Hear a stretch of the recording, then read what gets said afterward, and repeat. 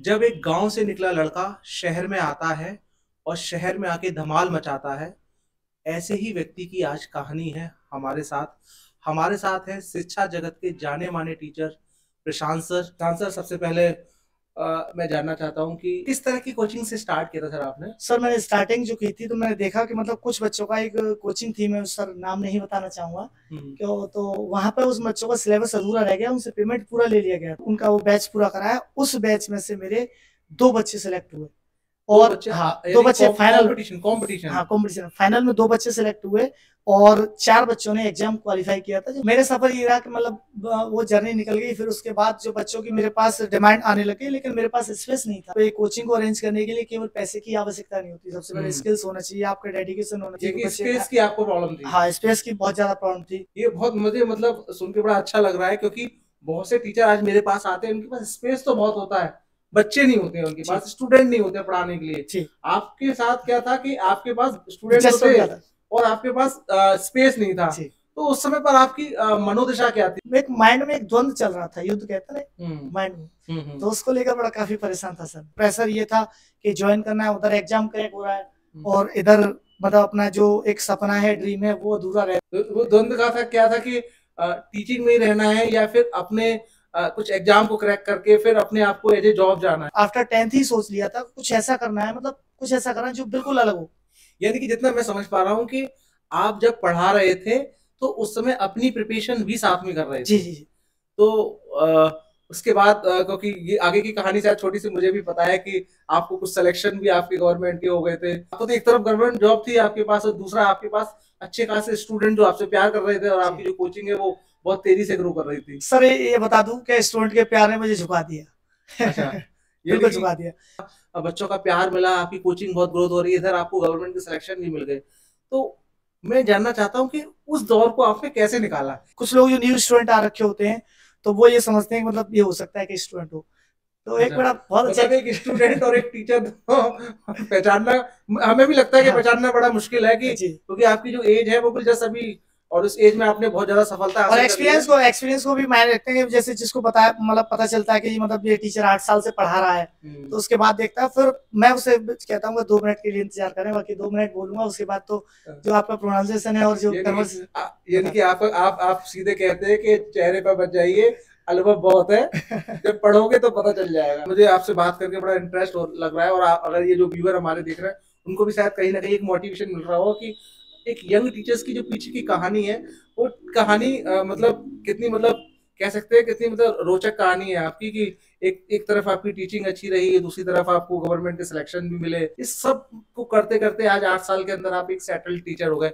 लेकिन मेरा मानना है कि सर, जब आपके यहाँ पर सिलेक्शन होते हैं तो वो खुशी कैसी होती है आपकी? उस समय सेलेक्ट होके आ रहा होता है तो एक बेसब्री से इंतजार होता है और उसको शब्दों में बयां करना सर मेरे लिए तो बहुत मुश्किल है, मैं आपको बता दूं, और हर शिक्षक के लिए ये बहुत मुश्किल होता है जब उसका स्टूडेंट सेलेक्ट होके आ रहा होता है।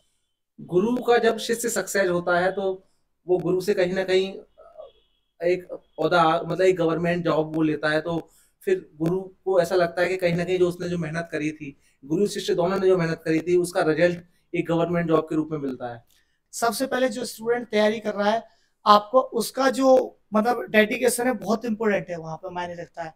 अगर स्टूडेंट का जो कंसंट्रेशन बहुत अच्छा होगा और टीचर की गाइडेंस जब बहुत अच्छी होगी, दोनों चीजों का एक कॉम्बिनेशन जो मिलके आता है वो सक्सेस है। एक स्टूडेंट के बारे में मैं उनको एक राय भी ये देना चाहूंगा कि continuity plus regularity is equal to success. ये जो मैथ्स के टीचर है ना, हर जगह अपना फॉर्मूला लगा देते हैं, तो यहाँ पर भी इन्होंने अपना फॉर्मूला बना दिया है। सो ये जहाँ देखिए, बेसिक क्या है, टीचर है ना, अपने प्रोफेशन में इतना मतलब कहूँ कि अपने प्रोफेशन में सारी चीजें, अब ये जहां पर भी जाते हैं हर चीज का फॉर्मूला बना लेते हैं। आप ये एक यंग टीचर है, एक अच्छी सक्सेस है, गवर्नमेंट जॉब आपने ली नहीं, तो कहीं ना कहीं कितना आप पैसा कमा रहे हैं इस समय पर? सर इस बात करना बहुत मुश्किल हो जाएगा, लेकिन इतना मैं समझ पा रहा हूँ, आज एज ए टीचर आप शायद अर्निंग इतनी अच्छी खासी है कि आप ऑन द कैमरा नहीं बता रहे, ठीक है?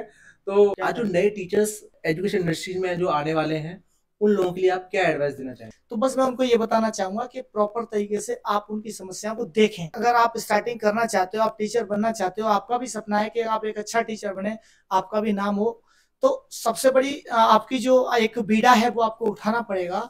कोई भी विद्यार्थी जब किसी कोचिंग के अंदर पढ़ने जाता है तो शिक्षक को वहां पर स्टूडेंट की किस तरह से हेल्प करनी चाहिए और उसका शिक्षक का कैसा व्यवहार होना चाहिए उस विद्यार्थी के लिए। एक नया विद्यार्थी जब एक कोचिंग में प्रवेश लेता है, एडमिशन लेता है, तो उसके बाद जब भी बेसिक लेवल पर जब विद्यार्थी आता है तो उसको बिल्कुल basic to standard to moderate level and high level पर तक उसको ले जाना चाहिए। और उसके साथ ये पहचानना चाहिए क्या वो व्यवहार में रहना चाहिए कि जो हमें उसे पढ़ाया जा रहा है क्या उसका रेस्पॉन्स प्रॉपरली आ रहा है। आपको जो टेस्ट जैसे 8 दिन जो पढ़ाया गया है, 8 दिन का जो वीकली टेस्ट हुआ है, उस टेस्ट में उसका रेस्पॉन्स क्या है, ये उसका जो रिसर्च करनी चाहिए उस पर। यानी कि पूरी मॉनिटरिंग एक स्टूडेंट के साथ एक टीचर की होनी चाहिए। हाँ बिल्कुल, स्टूडेंट और टीचर की जो बॉन्डिंग है वो एक इस तरीके की होनी चाहिए कि बिल्कुल एक मजबूत कड़ी होनी चाहिए, उसको बिखरने नहीं देना है। और हो सकता है स्टूडेंट का कंसंट्रेशन बीच में बिगड़ रहा हो कि बहुत सारे ऐसे जैसे मान लीजिए कि फाइनेंशियल प्रॉब्लम रहती है उसकी, और एक कॉमन सी बात है अट्रैक्टिव प्रॉब्लम रहती है, अट्रैक्शन प्रॉब्लम रहती है, और बाय बहुत सारा कंसंट्रेशन मिस होता है। लेकिन अगर देखा जाए फ्रेंड सर्कल अगर खराब है और वो अच्छा बनना चाहता है तो वो बहुत सारी बातें हैं। तो टीचर को मजबूत कड़ी बनकर रहना है, खुद उसको पकड़ के रखना है, और उसका मन में क्या चाहता है इस विद्यार्थी, उसको मन को पढ़ते हुए उसको आगे आगे डेवलप करना है, और बिल्डअप करते करते धीरे धीरे एक सफल विद्यार्थी की श्रेणी में उसको प्रवेश कराना है। ये एक अच्छे टीचर का मतलब काम है। यानी कि शिक्षक की बहुत बड़ी जिम्मेदारी है, अगर कोई स्टूडेंट आता है उसके पास तो उसकी जो एजुकेशन है या उसकी लाइफ है उसको सही रास्ते पे लेके जाना, और फिर उसको जिस सक्सेस के लिए या जिस एग्जाम को वो क्रैक करने के लिए आया वहां तक उसको पहुंचाना। तो कैसा लगा ये पॉडकास्ट, प्रशांत सर के साथ हमारा ये पॉडकास्ट था। आई होप आपको अच्छा लगा होगा। मिलते हैं एक नए पॉडकास्ट में किसी नए टीचर के साथ, तब तक के लिए थैंक यू सो मच।